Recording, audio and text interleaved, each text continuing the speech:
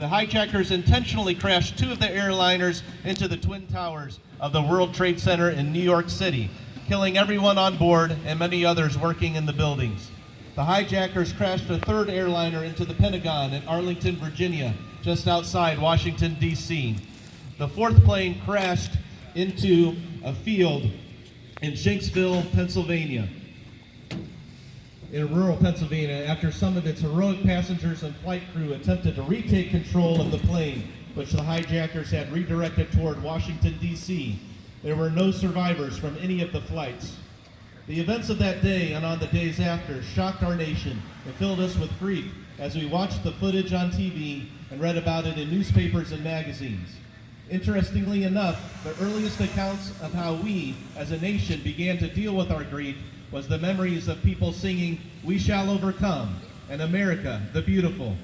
The first organized public event following the attacks was a concert by the New York Philharmonic in which the Brahms Requiem was performed.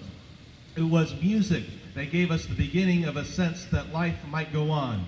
Music and all of the arts are a basic need of human survival. Music is one of the ways we make sense of our lives, one of the ways in which we express feelings when we have no words, a way for us to understand things with our hearts when we cannot with our minds. That is why the arts deserve to be an important part of every child's education.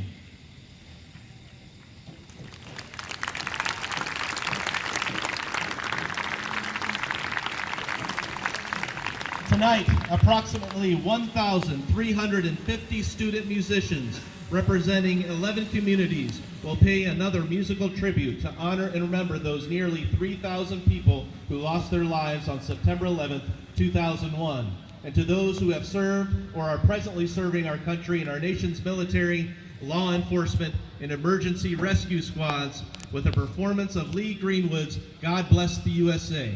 Would you please stand and observe a moment of silence for the victims of September 11th, 2001, and for those who have served or are presently serving our country in our nation's armed forces. Let us never forget.